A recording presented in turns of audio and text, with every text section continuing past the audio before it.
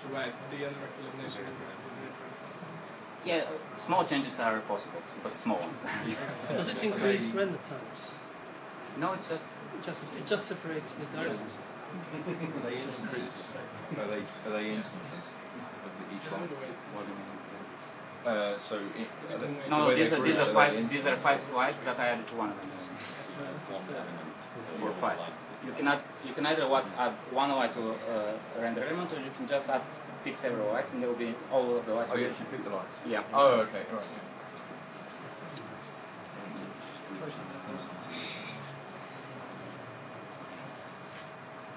And finally, so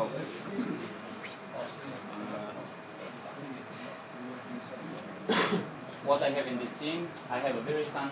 I'm looking through a very physical camera. I'm tracing caustics, and I have a transparent object that has a noise displacement, and then another plane with this the texture of the stones at the bottom. And what I want to create, there's an animation actually, the effect of like a pond or a lake, something like this. And you can see very nice sharp caustics, but the problem is that they don't look too natural, and the reason for this is because they're white, basically. And if you've seen caustics or refracted light, and most of us have seen it, you know that like when light passes to a refractive object, it gets dispersed, right? So this is the material for the transparent thing, for the water basically. And you see that it's refractive, and I have this checkbox that says dispersion. So I'm just going to enable it, and we'll be able to see the difference. First we'll get some caustics, and then I will create this result. So it's a simple checkbox, but it can actually help us add a lot of realism into this, especially in scenes where we have a lot of glass materials like transparent things like chandeliers or something like that. And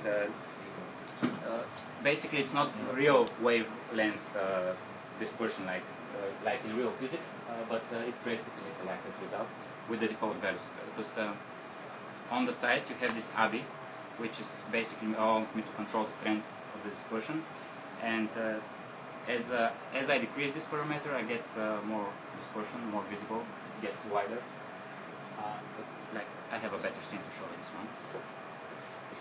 You won't be able to see the difference in the caustics here. Just a second. I want to show the one animation that we created. So this is the effect. But the more interesting thing is what you can do if you have free time and you have Vray and also like to listen to some certain type of music. Oh yeah. Finally, because like last week, everybody's like, what's that? I don't get it. It was in Dubai and they didn't know anything. Okay. Obviously, I have a transparent object. It has the dispersion enabled. This is a direct light on the side. I have two cameras and You don't need to apply caustics to it. Sorry? You don't need to apply caustics. Yeah, I have caustics and I have added in the environment. I have added the Vray environment cog, so I can get volumetric caustics. And I also added the Vray tune, so I can get the edges of the pyramid. So now I can show you the ABI. So as I increase this ABI parameter,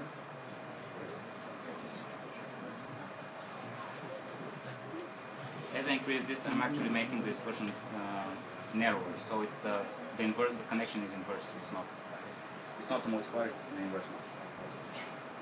So now it should get thinner. Okay.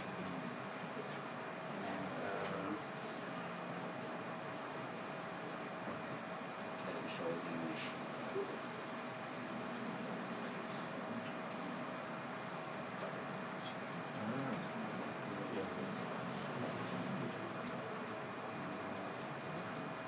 So that's pretty much it. Now, the last thing that I can show you is a brief comparison. In one scene in the scene we have all the materials that the GPU supports. The Vray on the RT on GPU supports. So I'm just going to open it. What card are you using again? The GPU is GeForce 480 mobile.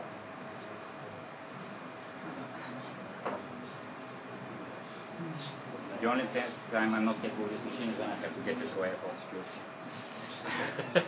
Okay, we have an interior scene. All the materials are pretty glossy, reflective, and we have 9 IS lights on the top and GI, of course.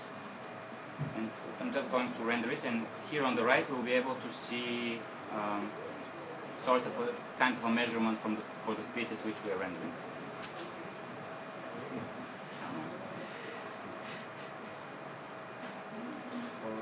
Okay, here we are. You can see the refresh rate, and you can see right now we're tracing 20.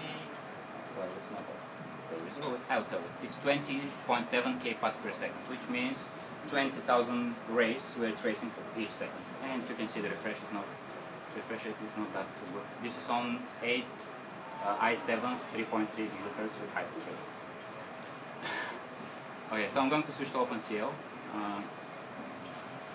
And what I'm trying to prove here is that actually, if you're comparing clarity when running on GPU and running on CPU, you'll get the bigger difference when the scene is more complex. Because for simple scenes, they can both do it very fast, but for more complex things, you can see that it's visible that the RT on GPU is faster, and the math says 426 kpats, so around 20 times faster in this particular case. This will vary from case to case, from shader to shader.